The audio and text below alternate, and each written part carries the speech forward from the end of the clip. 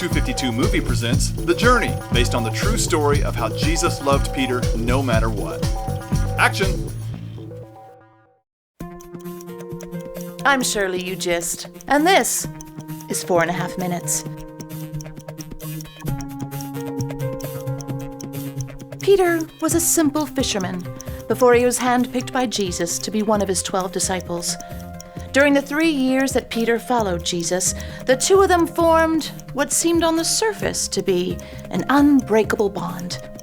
And yet, when Jesus was facing his darkest hour, Peter angrily denied ever knowing his good friend, something he had vowed never to do. 2 months ago, we aired the following interview with Peter, recorded shortly after Jesus was arrested and sentenced to die on the cross.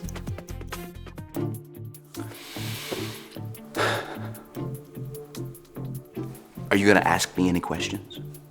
Would you answer it honestly if I did? Yes. Would you?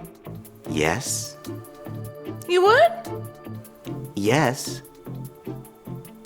Yes, what do you...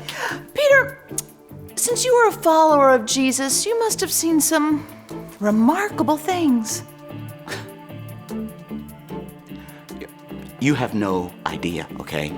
You can't even imagine. He healed so many people. People who couldn't see, people who couldn't hear, people who couldn't walk. He raised people from the dead. He fed 5,000 people with just a few loaves of bread and some fish. And everything he did, he did out of love. It doesn't make any sense why they would arrest him. All he ever did was love people. And, do you love him? Yes, I do. Do you? Yes, he's my best friend. Is he? Yes, why do you keep doing that? Peter, what happened at the high priest's court tonight? What do you mean? Tonight, Jesus was arrested. Taken to the high priest. You followed him into the courtyard. What happened? Look, I don't even know what you're asking. He was arrested, and then they took... There was a woman at the door to the courtyard. She asked you if you were a disciple of Jesus, and so what did you say? I don't remember. There was so much... Let me refresh your memory, if I can. When she asked if you were a disciple of Jesus, you said, quote, "No, I am not." That doesn't sound like something that I would say because I don't... Then, when you were later warming yourself by that fire, you denied him a second time, didn't you? Maybe. I can't... Right, and then when you were questioned the third time, you replied, quote, "No way, not me. I don't know that man Jesus you're talking about. He's no friend of mine." Yeah, okay, all right, okay.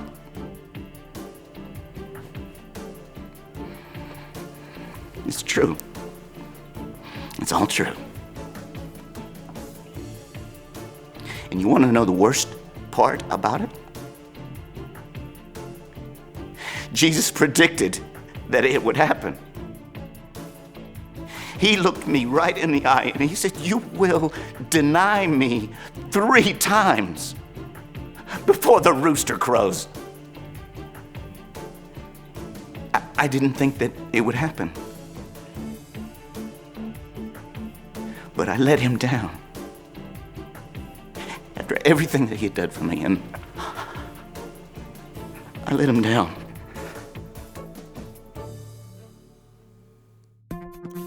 Since our interview with Peter was recorded 2 months ago, so much has happened. Jesus was found guilty, and his sentence was to be nailed to a cross until he died.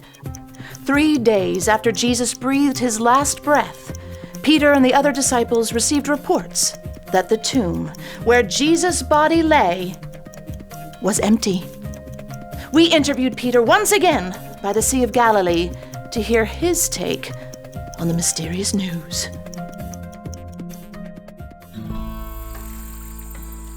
Well, when we saw the tomb was empty, I don't know, a part of me wanted to believe that he was alive again. He'd said stuff before about how he would come back after 3 days, but we couldn't understand any of that. But then another part of me thought that maybe it was just better if he didn't come back and he wasn't alive. I don't know, maybe some crooks had stolen his body or something. Oh, fish? No, thank you. It's good. Anyway, one night, a couple of weeks ago, me and some of the guys came out here to the lake and we started to fish. And we didn't catch anything, right? Nothing. All night long in the boat, nothing. Yeah, actually, you were talking before about Jesus' mysterious disappearance from the tomb. Do you know if his body was ever discovered? Well, I'm getting to that. It's all part of the story. Anyway, next morning, after we'd spent all night not catching fish, this joker over on the shore, he yells out at us and he says, "Friends, don't you have any fish?" And I said, "No, we don't. No, thanks for asking, though." But he said, "Throw your net on the right side of the boat, and you'll find some fish." Now, I know what you're thinking, okay? Why would it matter what side of the boat you throw the net on? If the fish ain't over here, they ain't over there either, right? Actually, I was thinking about what happened to Jesus after his body was discovered missing from the tomb. I know. I'm getting to that. Promise.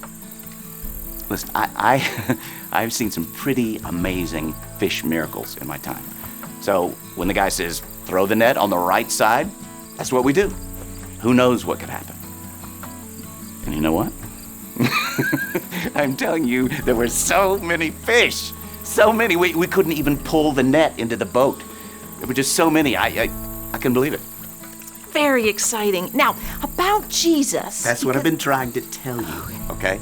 That many fish don't just miraculously jump into a net every day, okay? The guy on the shore who told us to throw the nets on the right side of the boat, that was Jesus. His body wasn't missing at all. He was alive. What did you do next? Well, I jumped out of the boat.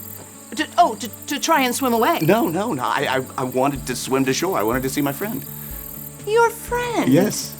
Jesus? Yes. Jesus is your friend? Yes. And I see what you're doing, okay? You're checking to see if I'm going to deny him again. I don't blame you, okay? I did. I messed up. Big time. But I remember thinking, I won't blame Jesus if he never wants to see me again. And did he want to see you again? Let me tell you, after breakfast, me and Jesus, we went for a walk. I was nervous, okay? What's he gonna say? Is this a big reprimand or whatever? But he just said, "Simon, son of John." Simon's the first part of my name. He said, "Simon, son of John, do you really love me more than these others do?" And this was my chance, okay, to make things right. So I said, "Yes, Lord, you know I love you." And Jesus said, "Feed my lambs." And I thought, okay, that's it, that's awesome. But then he asked me again, "Simon, son of John, do you really love me?"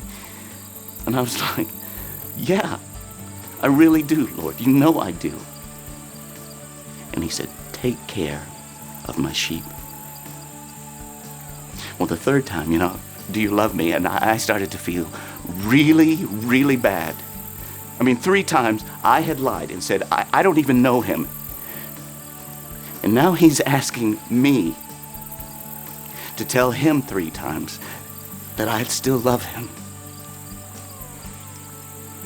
And so I said, "Lord, you know all things. You know me. You know my heart.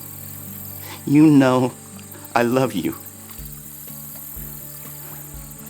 And he said, "Feed my sheep." What did he mean by feed my lambs, take care of my sheep, feed my sheep? Well, Shirley, I remember the last time that you and I talked, and I told you that everything that Jesus did was out of love, right? And I said that before I really understood how right I was. Jesus healed people, he fed people, he cared for people, sure. That was love. But when he walked me down the beach and forgave me, that was love too. And when he let himself be nailed to a cross, that was a love I can't even describe to you. So I think when Jesus told me to take care of his sheep, feed his lambs and all of that, he was saying he wanted me to love people just like he did. And I'm gonna try. I'm gonna try. Peter's story reminds us of a very important principle. Once you've felt what it's like to really be loved, you should want to share that love with others. And there should be no denying that. I'm Shirley Ugist, and this has been 4.5 Minutes.